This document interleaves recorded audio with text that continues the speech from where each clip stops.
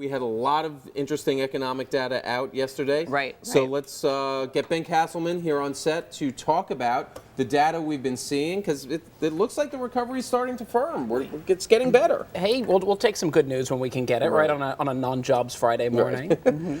So what's the best real data point, non-data point that we saw? Well, yesterday? it's still jobs. We've seen new claims for unemployment trending down now for several weeks. This is a good indication that next Friday we will see some good news there. Right. We saw some good. How much over the past? Because sometimes the claims figure and the jobs figure usually correlate.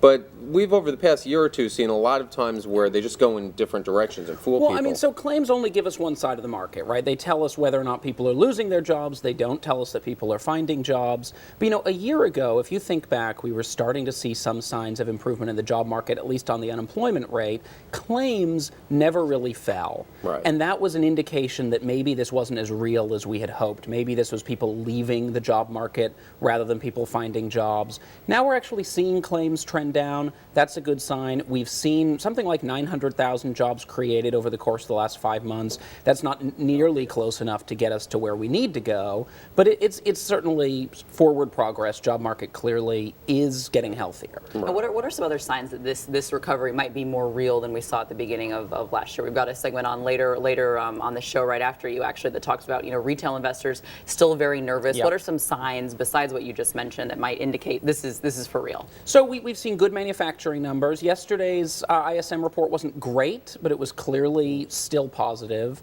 And that was the ISM for manufacturing. For manufacturing, we see services on Monday. Right. We've seen really, really strong auto sales yesterday. That was an interesting counterpoint, I thought, to the ISM figure, because the market was expecting sort of seasonally adjusted an annual rate of 14.1 to 14.4 which would have been pretty good million. even right there. That would have been great compared to the 12 million, and instead it came in at 15.1 right. It was a annual rate. blowout figure. Oh, totally blowout. And the really important thing here, we've been waiting for a moment when the economy could survive even kind of a negative shock, right? We keep getting this point where we get going and then we get knocked back. We get going and we get knocked back.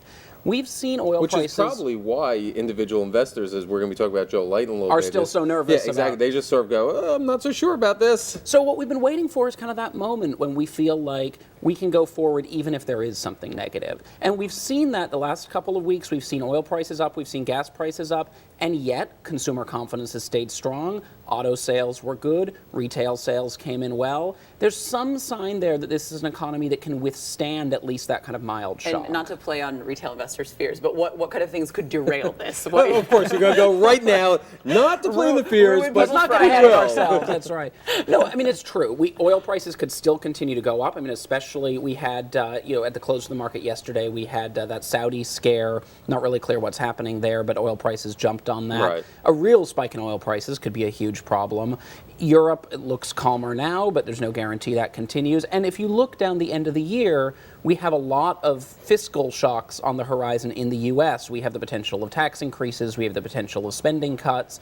If it looks like those are going to happen and people start to get nervous about that, that could have an effect as well. So final question for you then, that is, the other person who's not so convinced about this seems to be Ben Bernanke. What do you think, sum up in a nutshell, why is he still worried? Bernanke's real concern, I mean, he last couple of days was testifying. He was saying, things seem to be showing a little sign of improvement, but I'm not getting excited about it yet. One big concern they have is whether or not consumer spending is sustainable, whether or not incomes have been high enough to support that. We got some data yesterday that suggests the savings rate has been stronger than we had initially thought. That's a good sign. It suggests that consumers will have some base to build on. But clearly, I mean, let's be clear, the unemployment rate is high, incomes have not been rising quickly, consumer spending has been hesitant, and there's reason to think it could fall back, especially if we get negative news. All right, so it's better, but not going gangbusters yet. Let's not get ahead of ourselves. Right. That's All right, Ben, thank you very much. Thanks so much.